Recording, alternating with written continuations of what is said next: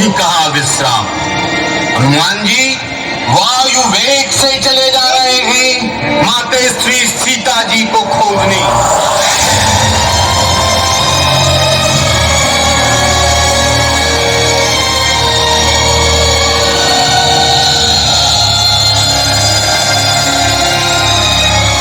परीक्षा लेने उनने भेज दिया सर्पों की माता सुरसा।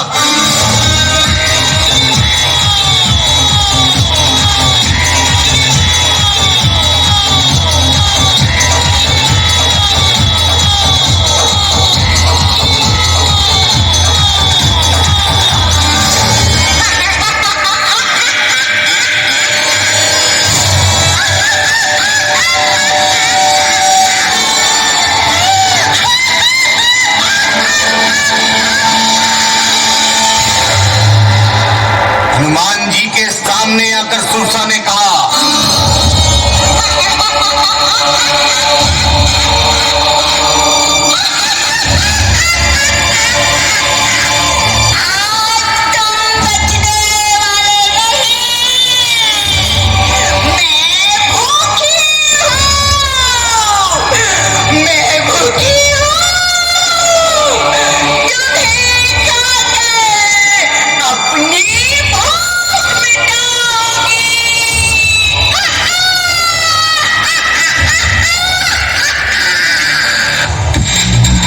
सुरसा के 100 योजन के मुंह में छोटा सा रूप लेकर उसमें बैठकर जब हनुमान जी बिजली से भी तेज गति से बाहर आ गए।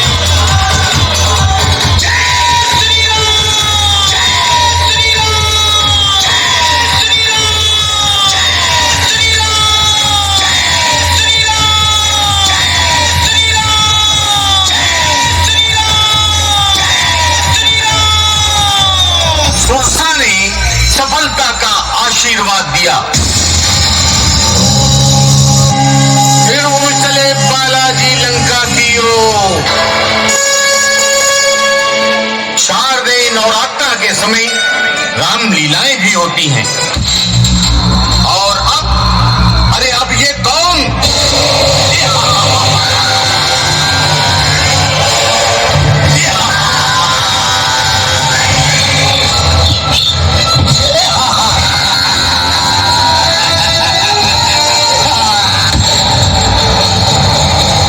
चंद्रमुंड के मारे जाने पर क्रोधित राक्षस राज सुमन ने क्रोधावेश में उदायुध, दंभ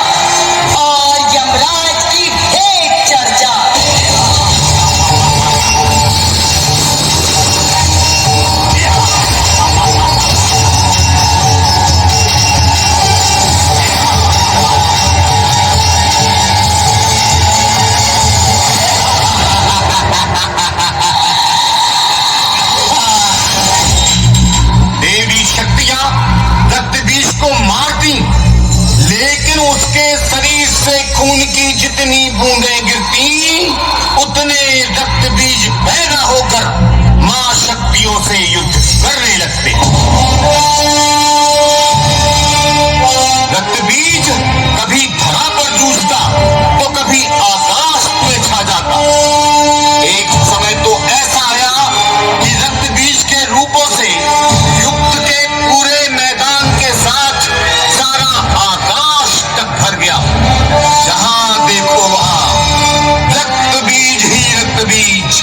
युद्ध के इस विकट दृश्य से जब देवता उदास दिखे तब चंडिका ने काली से कहा, चामुंडे, अपना मुख और फैलाओ और इन महादैत्यों को पूरा का पूरा खा जाओ।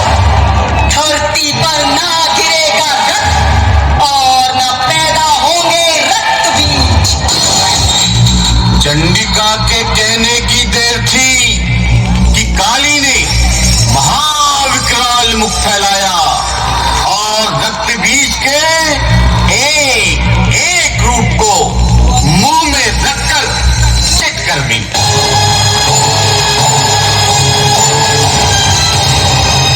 जब अकेला मुख्य रक्त बीज बचा तब चंडिका देवी ने शूल के तीव्र प्रहार से उसे पलक झपकते मारा और काली जी ने तत्क्षण ही उसका रक्त पिया।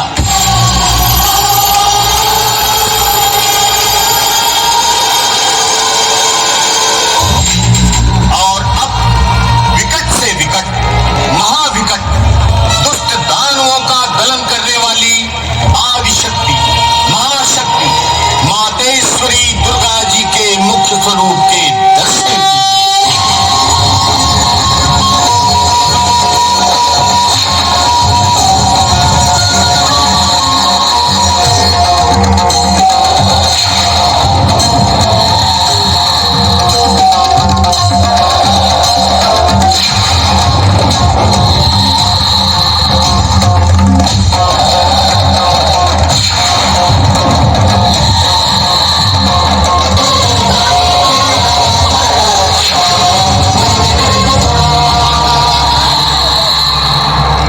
दुर्गा उत्सव समिति